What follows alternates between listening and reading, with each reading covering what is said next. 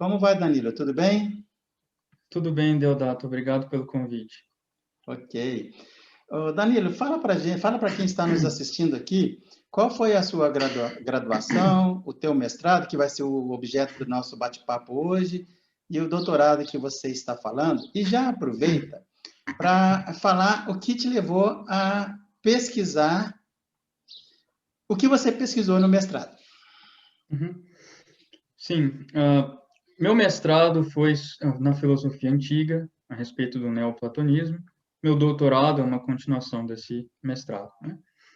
Na minha graduação, que foi em Goiânia, a minha monografia na conclusão do curso foi um trabalho sobre o pensamento de Sri Aurobindo, que é um pensador indiano contemporâneo e que está inserido dentro da tradição de pensamento indiana, só que ele teve uma formação acadêmica na Inglaterra, né? Então, ele traz consigo muitas questões, muitos aspectos estéticos, etc., que advêm do helenismo. Ele aprendeu grego antigo e etc. Então, ele tem essa formação clássica e a presença disso na obra dele é um pouco marginal, mas em termos estilísticos e conceitual, terminológico, muitas vezes é constante. Então, a partir do meu estudo da obra dele e de alguns dos seus discípulos, etc., eu comecei a me interessar por autores do neoplatonismo, que eram muitas vezes citados por esses discípulos do Aurobindo, e que mostravam ser um loco interessante de diálogo entre o mundo helênico e indiano, né? Então, na época, por essa razão, eu fui atrás do neoplatonismo, e então me aprofundei bastante ao longo dos meus anos de mestrado no neoplatonismo, e à medida que eu fui aprofundando dentro dessa linha da história da filosofia ocidental, ela me abriu muitas outras portas, porque os neoplatônicos estão num ponto central na história da filosofia, porque eles têm como seus predecessores a totalidade da antiguidade. Eles têm como seus sucessores imediatos os medievais. Eu vou comentar no final como que os medievais, em muitos sentidos, eles são os herdeiros dos neoplatônicos, né? E, inclusive, alguns dos aspectos do pensamento neoplatônico já prefiguram certos desenvolvimentos que vieram a se estabelecer no período moderno da filosofia. Então, são autores interessantes de estudar por essa gama de possibilidades que eles abrem, né, dentro da história da filosofia, o que, de certo modo, é comum a todos os grandes filósofos, né? Todos os grandes filósofos, compreendendo-os bem, você tem chaves para compreender muitas outras coisas. Então, princípios neoplatônicos foram isso para mim, né? E, então, por isso, eu fiz um mestrado a respeito. Você pegou os três filósofos lá, não foi? Sim. A minha dissertação, ela começa com uma investigação sobre o tema do conhece-te a ti mesmo. A princípio, eu pensei, esse é um tema bastante delimitado, específico, né? E eu tinha um interesse principalmente na obra de Próclo, que é um neoplatônico tardio, e eu pensei que escolhendo o tema específico do conhece-te a ti mesmo estaria delimitando consideravelmente o escopo do meu trabalho, e eu acabei por descobrir que esse tema era tão amplo que cabia tudo dentro dele. Então, aquele trabalho que antes parecia tão bem delimitado já não o era, né? Então, como parte do meu estudo do sentido do conhece-te a ti mesmo na obra de Próclo, eu comecei a fazer um estudo de como que esse tema ele ocorre em diferentes momentos da história do pensamento helênico. Então, eu acabei dedicando 3 capítulos da minha dissertação para esse estudo prévio. Então, e aqui se operaria uma reversão na compreensão de filosofia que é muito importante.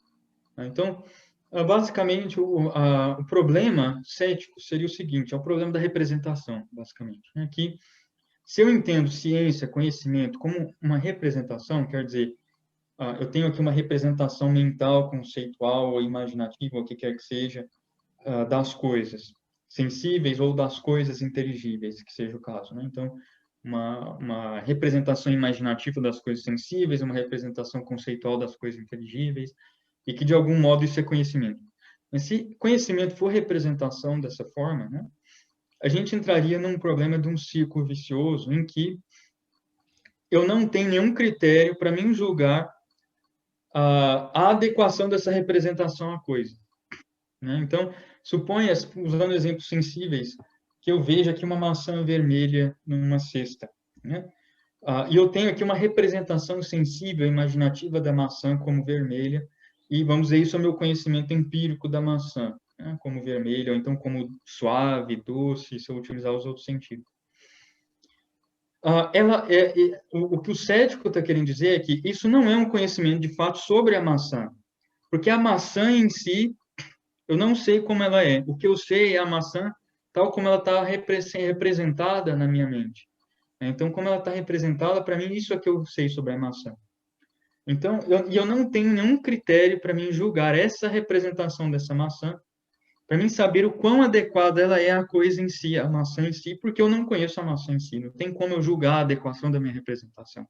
Então, não tem ciência de verdade. Todo saber ele vai ser, de algum modo, uma mera representação a qual eu não consigo julgar a sua veracidade, né? Da qual eu não consigo julgar a veracidade. E da mesma forma, se eu falar, por exemplo, então tem inteligíveis aí, né? A parte dos sensíveis, eu consigo, de certo modo, intelectualmente aprendê-los, e daí eu tenho um conhecimento do inteligível, né? E daí também eles vão dizer isso não resolve a situação, porque também meu conhecimento inteligível vai ser representativo, vai ser a imagem conceitual que eu tenho daquelas ideias e não as ideias elas próprias. Então, segue existindo o mesmo problema aí, né? E, inclusive, o conhecimento de si seria impossível, porque também o conhecimento que eu tenho de mim mesmo seria uma representação de mim mesmo.